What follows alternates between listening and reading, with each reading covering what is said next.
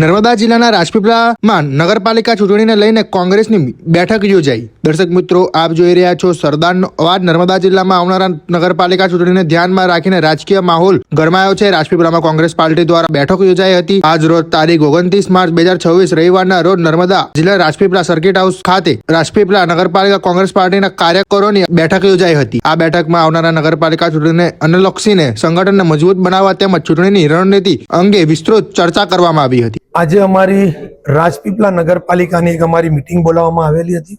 તેની અંદર અમારે ઉમેદવારોની પસંદગી કરવા માટે તમામ 7 વોર્ડ છે 28 ઉમેદવારોની પસંદગી કરવાની છે અને તમામ લોકોને ફોર્મ આપીને જે કોઈ પણ ચૂંટણી લડવા ઈચ્છુક હોય તે બધાને અમે લોકો આહવાન કરીએ છીએ કે બધા જ લોકો આમાં ફોર્મ ભરશે અને ટિકિટ માંગશે અને પછી હાઈકમાન્ડ સાથે અમે બેસી નક્કી કરીશું કે કોણ ઉમેદવાર ચાલશે અને કોણ ચૂંટણી જીતી શકશે।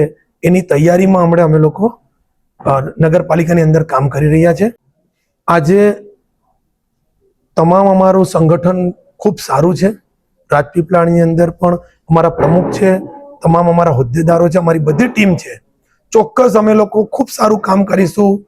જે ભૂતકાળમાં જે લોકો અમને છોડીને ગયા છે તે બધા જ લોકો અમારી સાથે કામ કરવા માટે તૈયાર છે અને ચોક્કસ આવનારા સમયમાં જેવી ચૂંટણી જાહેર થશે 28 વોર્ડની અંદર કોંગ્રેસના ઉમેદવારો મૂકી અને નર્મદા જિલ્લાના રાજપીપળા નગરપાલિકાની અંદર ચોક્કસ અમારું કોંગ્રેસનું બોર્ડ બનશે। અમને વિશ્વાસ છે લોકો રાજપીપળાનો તમામ વર્ગ ભાજપથી એટલો બધો ત્રાહિમામ પોકારી ગયો છે। તમે જોઈ શકો છો કે રાજપીપળાની અંદર કેવી ખરાબ હાલત છે। નગરપાલિકાની અંદર છેલ્લા 10 વર્ષથી ભાજપ એક હતું શાસન ચલાવી રહી છે, છતાં પણ આજે રાજપીપળાની અંદર વિકાસ કોઈ નથી। તમે આજે બજારમાં નીકળી જાઓ, એટલી ખરાબ કપરી પરિસ્થિતિ છે। તો 10 વર્ષથી લોકોથી પ્રજા ત્રાહિમામ પોકારી ગઈ છે। ત્યારે મને ચોક્કસ વિશ્વાસ છે કે અમે લોકો સાથે મળી અને રાજપીપળાની અંદર નગરપાલિકામાં કોંગ્રેસનું બોર્ડ બનાવવા માટે તૈયાર છે। જે લોકો નગરપાલિકાની અંદર લડી રહ્યા છે, આ લોકો એક હતું શાસન ચલાવે છે। ભાજપ પાસે નગરપાલિકાની સત્તા હોય એટલે એમની પાસે સામ દામ દંડની બધી જ એ લોકો પ્રવૃત્તિઓ અપનાવે છે।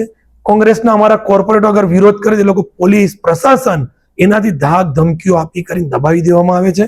ત્યારે હવે એવું કશું ચાલવાનું નથી। ચોક્કસ આ વખતે મને વિશ્વાસ છે અમારા તમામ કોર્પોરેટરો ખૂબ મજબૂતાઈથી ચૂંટણી લડશે। અમારા શહેર પ્રમુખ, જિલ્લા પ્રમુખ, અમારું તમામ સંગઠન આ વખતે નગરપાલિકામાં પરિણામ લાવશે।